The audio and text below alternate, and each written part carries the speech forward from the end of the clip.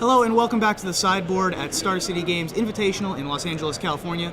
I am here with Michael Bernat, old school pro, Star City Games Legacy Open champion from Indianapolis, Pro Tour stalwart, and you brought an interesting standard deck to the table here. You've brought Heartless Summoning, so tell me a little bit about where this came from and why you're playing it today. Yes, this deck came from a friend in Chicago. It was not my idea.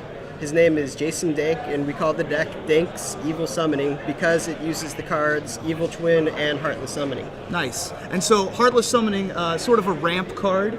It's sort of, I've seen decks that use either Ranger's Path or Heartless Summoning. They're very similar in that they speed up your clock by 2 turns. They let you play things quicker.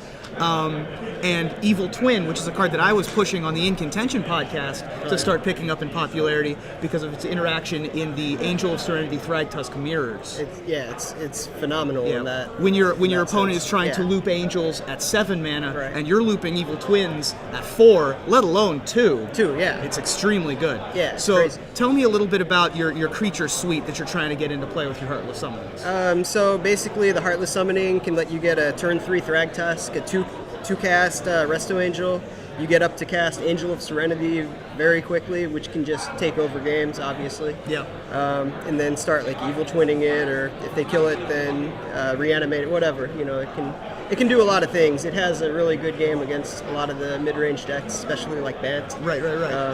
Another thing that I really like about Heartless Summoning is the -1/-1 is actually good right now because Selesnya Charm is a card and it makes your Angels and Thragtusks 4 power.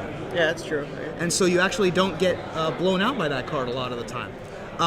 And both of your enablers for this deck, your Tracker's Instincts and your Forbidden Alchemies, don't just put cards in the graveyard for Unburial Rites, which is also a common strategy, but it also puts another card in your hand. Right, it puts like a creature or something that you need in your hand, so it's maybe better, like some of the times than just mulch, like for a regular Reanimator deck, trying to do something a little bit different here. Right, and now you're trying to, is this deck trying to go over the top of the normal Bant strategies that are using Angel of Serenity and Thragtusk?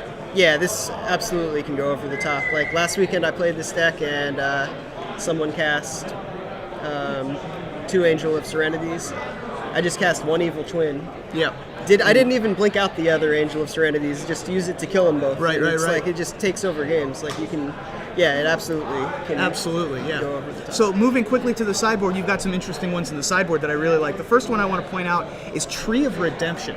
I assume that is a concession to the Red-Black Zombies deck that has become very popular. Right, yes. And that's, with the Heartless Summoning in play, that's a 2-mana 0/12. Right, yeah, so you lose 1. Nice. How has that been so far for you? Honestly, I haven't really drawn it against the times when I've played red-black, but it seems like it would be really good. And against if anyone's playing mono-red, I mean, I'm sure it's really good in that matchup. Now, I also want to point out Golgari Charm, which got a lot of play in the first couple weeks, sort of fell off the radar, but is making a little bit of a comeback. Is this mostly as a way to deal with Detention Spheres?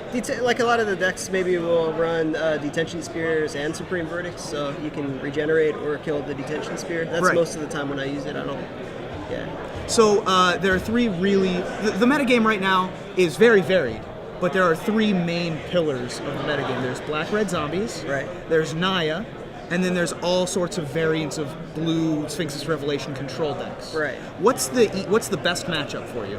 Probably, I think it's really good against Naya, and it's really good against like Bant or the blue-white-red deck.